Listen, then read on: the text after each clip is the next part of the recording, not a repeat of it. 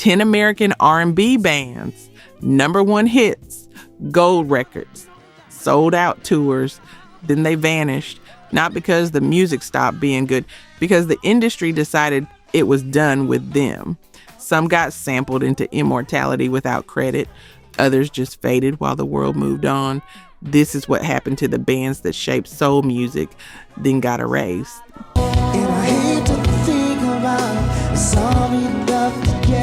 Let's start with Bloodstone. Kansas City born, London discovered.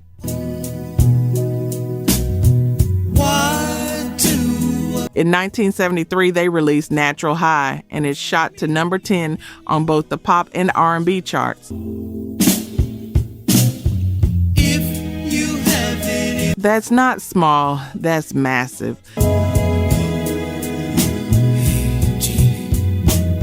The album went gold, then platinum. They performed alongside Marvin Gaye, Curtis Mayfield, and The Impressions. Their sound had this warm, psychedelic soul quality that set them apart.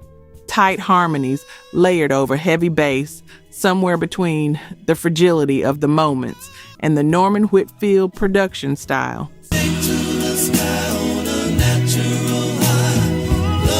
Natural High became so embedded in the culture that Quentin Tarantino used it in Jackie Brown decades later.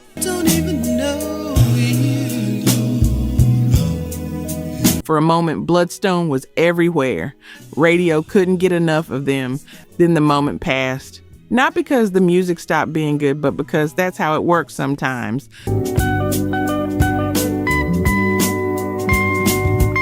The industry moved, taste shifted, and Bloodstone became a name people vaguely recognized, but couldn't quite place. Today, most listeners know Natural High as a sample or a movie cue, not as a Bloodstone song.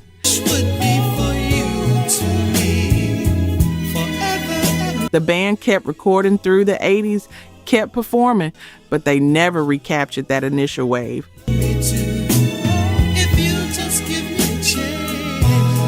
What's left now is a legacy that exists mostly in the memories of those who were there. And in 2019, Bloodstone received a Lifetime Achievement Award. Recognition, yes, but recognition that came quietly, long after the spotlight had moved on.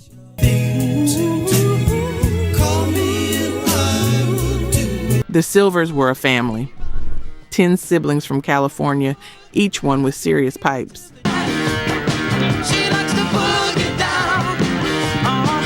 In 1976, Boogie Fever became a monster hit. It was everywhere, radio, television, parties, the kind of song that defines a summer.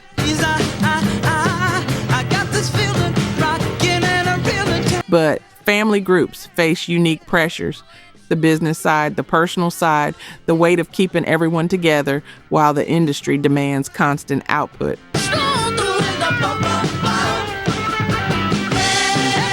The Sylvers kept making music through the late 70s and early 80s, but they never matched the cultural moment of Boogie Fever again.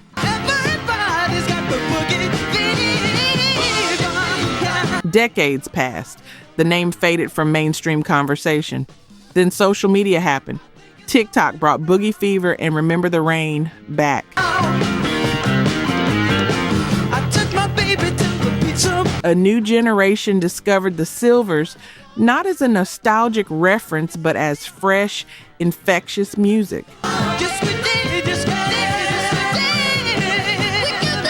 Suddenly, the songs were everywhere again. It's a strange kind of vindication, being rediscovered after being forgotten.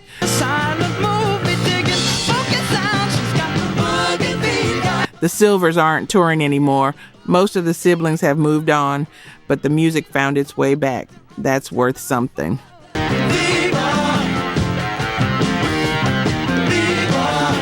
Funk Shun formed in Vallejo, California in 1969.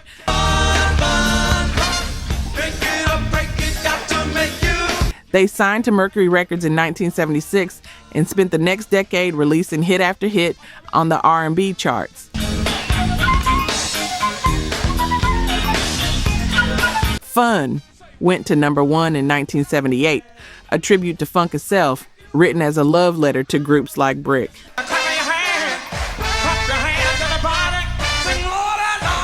Shake and Dance with Me, Chase Me, Too Tight, Baby I'm Hooked. They were fixture on black radio, moving crowds at every venue they played, but pop crossover eluded them.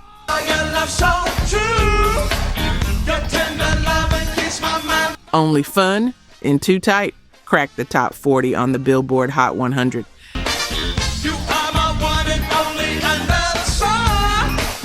They were massive within the R&B world, but remained largely invisible to mainstream America.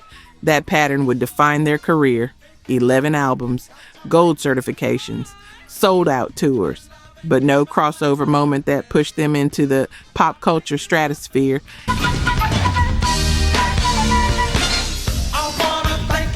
In 1986, internal tensions led to a breakup. The original members went their separate ways.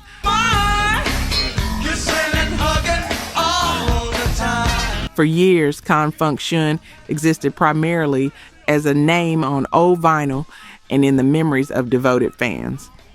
Then in 2022, Bruno Mars and Anderson .Paak covered Love's Train as Silk Sonic.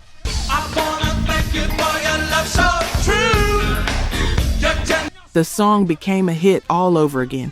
Suddenly, venues that had never booked Funk Shun before were calling. Arenas, festivals. The surviving members reformed and found themselves playing to audiences who hadn't been born when Fun topped the charts. It's bittersweet being validated decades later, after the moment has passed, after some members have died. But for Funk Shun, it's also proof that the music endures. That's what they made it for.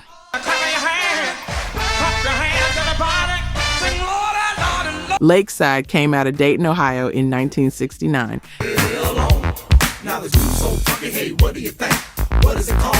They bounced between labels, struggled to find their footing, dealt with lineup changes and false starts. Then in 1980, everything clicked. Fantastic Voyage hit number 1 on the R&B chart. The album went gold, then platinum.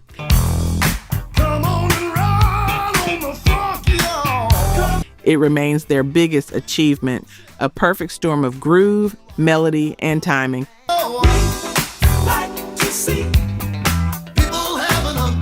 Fantastic Voyage became a cultural touchstone.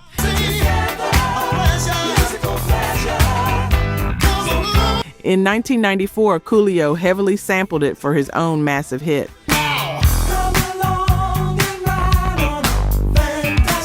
The song lived on through that sample, through its inclusion in video games like Grand Theft Auto, San Andreas, through commercials and movies.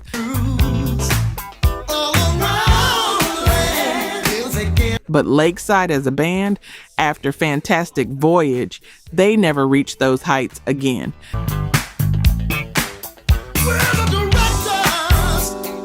They kept releasing albums through the 80s, had moderate success with songs like Raid and Outrageous, but the industry was changing.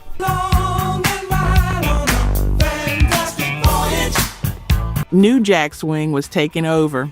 The sound that made Lakeside special was being replaced.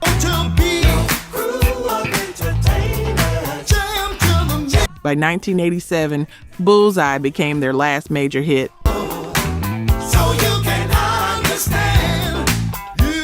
The band never officially broke up, but the momentum was gone.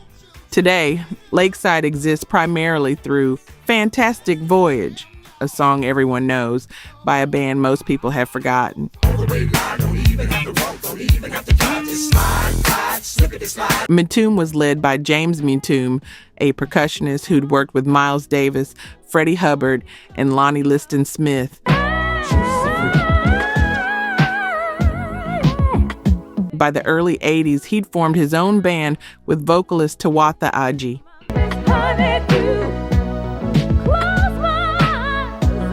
In 1983, they released Juicy Fruit.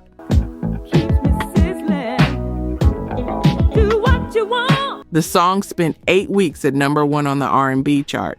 It sold over 1 million copies. It had this slick, early 80s production, skeletal but muscular, with AG's vocals floating over a groove that felt both cold and deeply human.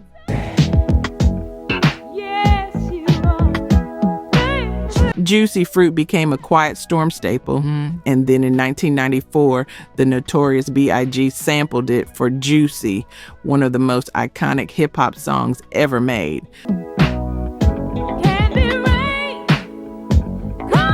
Suddenly, a whole new generation knew the groove, but not the source.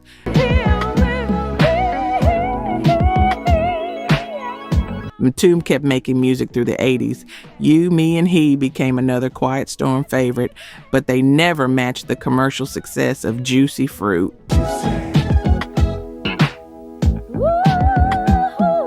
Eventually, the band dissolved. James Mtume shifted his focus to songwriting, production, and activism.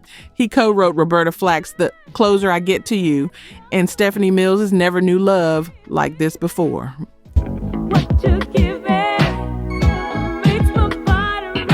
His work influenced generations of R&B and hip-hop artists, but as a performer, Mtume exists mostly in samples.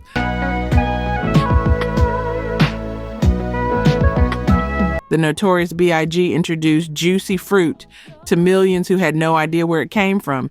That's the trade-off: cultural immortality through someone else's work.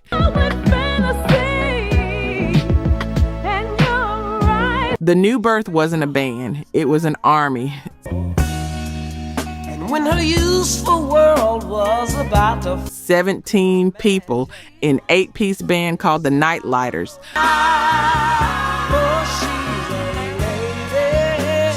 A 4-woman singing group called the Mint Juleps. And if by chance I should hold out, a 4-man group called the New Sound. I would pick her from the garden to be, and a soloist named Alan Fry.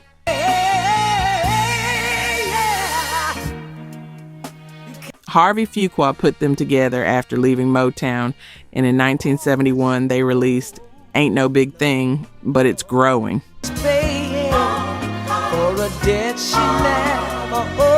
The album was solidly funky, full of surprising covers: Bread's Make It With You, Perry Como's It's Impossible, reimagined with soul and orchestral flourish. Fall back the teeth, Lord, Lord. Fuqua used the vocals like instruments, layering choruses in ways that felt baroque, but never overdone.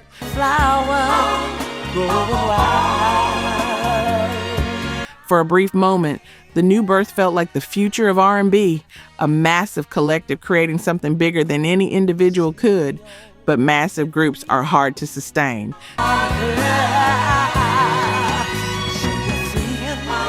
17 people means 17 egos, 17 schedules, 17 lives trying to move in the same direction.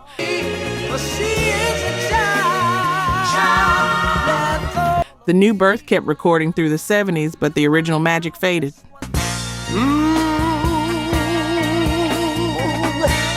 Members left. The lineup shifted. Eventually, the name meant less and less.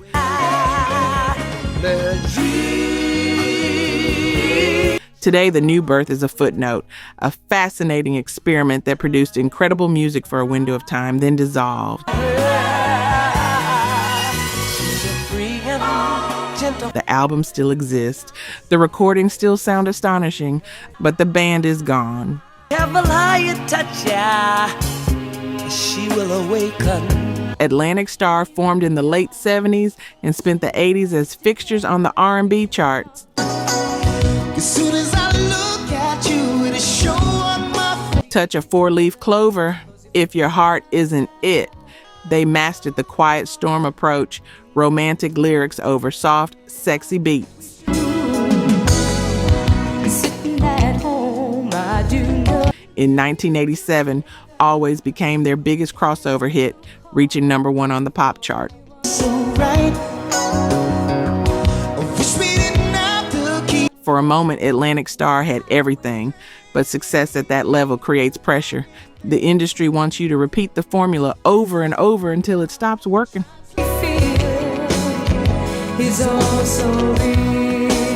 Atlantic Starr kept making music through the 90s, but the momentum from Always couldn't be sustained. Taste changed. The quiet storm sound fell out of favor.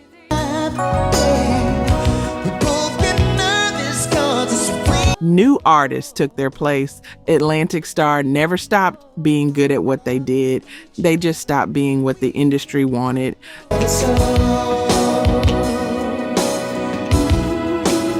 Today, Always is a wedding staple played at receptions and slow dances. Most people know the song, if you remember the band.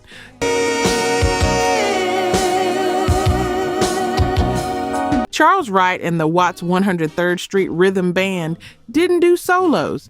They extended grooves until they almost became redundant, but never quite crossed that line.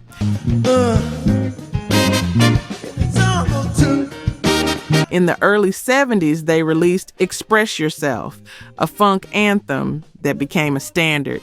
And Your Love Means Everything to Me showed their softer side.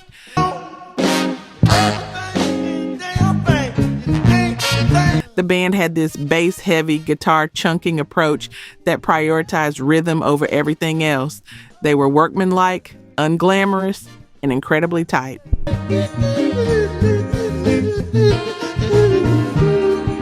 Express Yourself became so embedded in the culture that NWA sampled it in 1988 for their own version.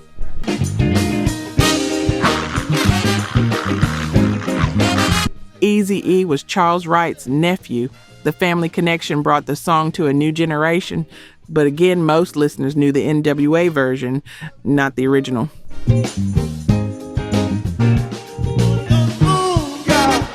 Charles Wright and the Watts 103rd Street Rhythm Band kept performing, kept recording, but they never became household names.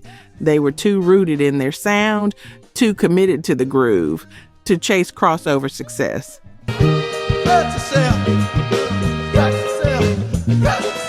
Today, they exist as a reference point, sampled, cited, respected by musicians, but largely forgotten by the mainstream.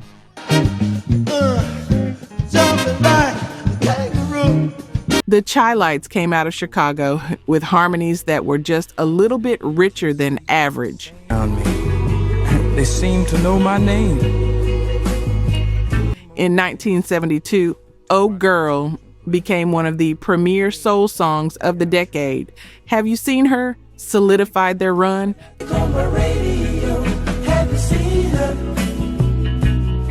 For a moment, the Chi-Lites felt unstoppable. Every release charted, every performance drew crowds. But the mid-70s brought changes. Disco was rising.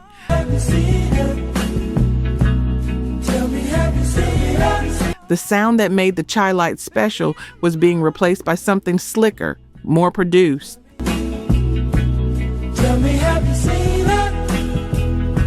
They kept recording, kept performing, but the hits stopped coming.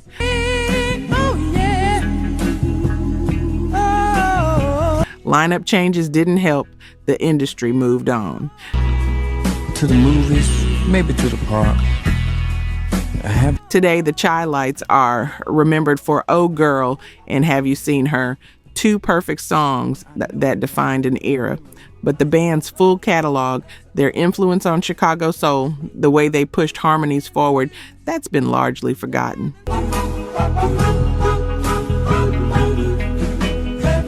They're treated as one-hit wonder when they were so much more.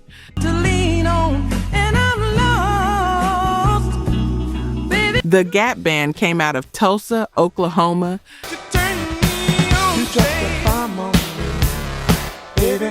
A city not known for producing R&B legends. The name itself came from streets involved in the 1921 Tulsa race riot, Greenwood, Archer, and Pine.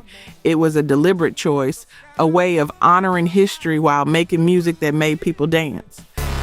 Baby, you dropped the bomb on me. You dropped the bomb. In the early 80s, the Gap Band released a string of hits.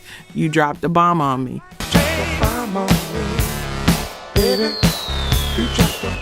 Outstanding early in the morning, Party Train.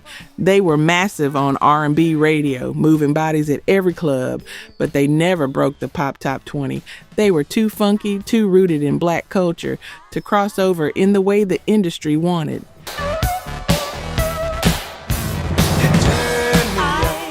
The Gap Band kept making music through the 90s, but by then, the moment had passed.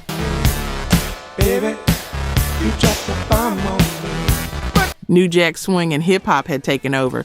The sound that made the Gap Band special was being left behind.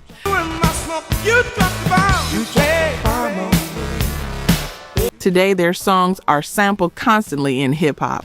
The grooves live on, but the Gap Band as a group largely forgotten outside of R&B circles.